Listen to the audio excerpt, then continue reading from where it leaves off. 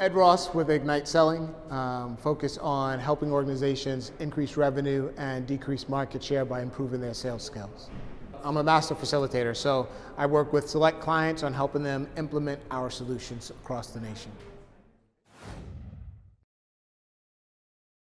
You know, the majority of our work is done with salespeople and sales leaders, whether that's helping them implement that overall strategy as we just discussed, or whether it's around workshop activities like this where we lead these interactive sessions that allow organizations to think about their strategy and we challenge the way they think and approach their business on a daily basis. I've been training for probably 12 years on the education side. Prior to that, I carried a bag in sales and I've led sales teams of all different sizes, but I've been focusing on the education side of training for probably the last 12 years or so. Yeah, what I love about our methodology is really the learning happens out in the audience. My job as the master facilitator is just to guide those conversations and help them think about their strategies and try to figure out where they're going. My goal isn't to teach them anything. My goal is truly to be a facilitator of knowledge, skill, and application within the table settings, and that's really unique about what we do. We take that exercise, make it relevant, make it real, so that they can walk out with strategies they can execute immediately.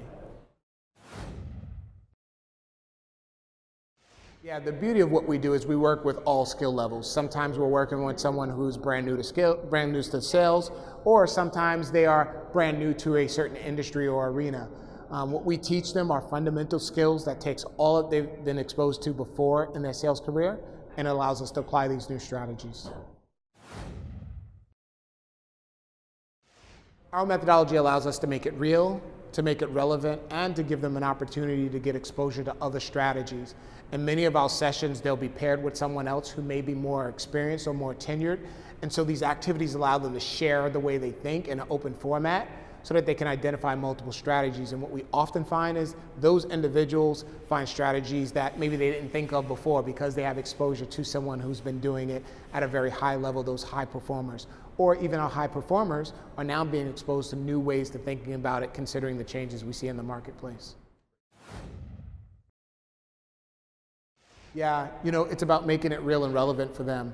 Many of them have been through training programs where they sit down and they go through your traditional death by PowerPoints. All of our activities are table-based. It encourages that social learning element. So they don't want to participate because they've been through that death by PowerPoint where someone's speaking at them. Now they have an opportunity to share their insights and their experience with other colleagues, challenge the way each other thinks, even if you have multiple high performers in the room, and that gives them a strategy that's immediately applicable. They can go out and start using that strategy right at the conclusion of one of our workshops. Yes, so we've incorporated the learning map, which is an oversized game board, if you will, and that learning map forces them to take their individual thoughts and roll it into a team strategy that they're accountable for.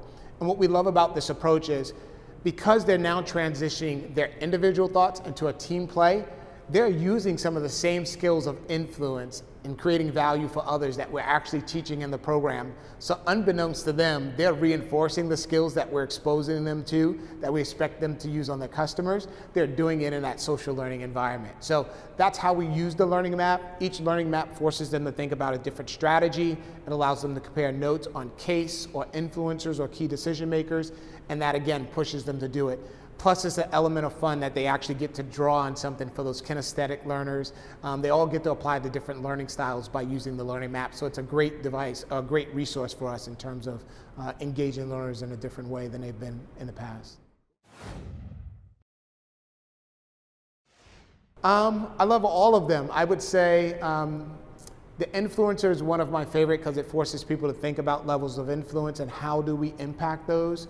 The value is another, especially in today's time and market, because we're all trying to figure out how do we create differentiating value for our clients. And then sales process is one that I lead very often for our clients as well, helping them identify what are the steps or phases that they go through, and then what are those key milestones that they actually need to accomplish to move an opportunity forward. Yeah, our recommendations are that, number one, they use our online tools, our paper-based tools to reinforce the experience that they just had that day. Number two, a very strategic part of what we do is coaching, right? They have to receive some type of coaching and reinforcement. In the absence of that coaching and reinforcement, within 90 days, they'll lose 87% of what they learned in a classroom environment. So that coaching and reinforcement is really big part of the success strategy we roll out to our customers.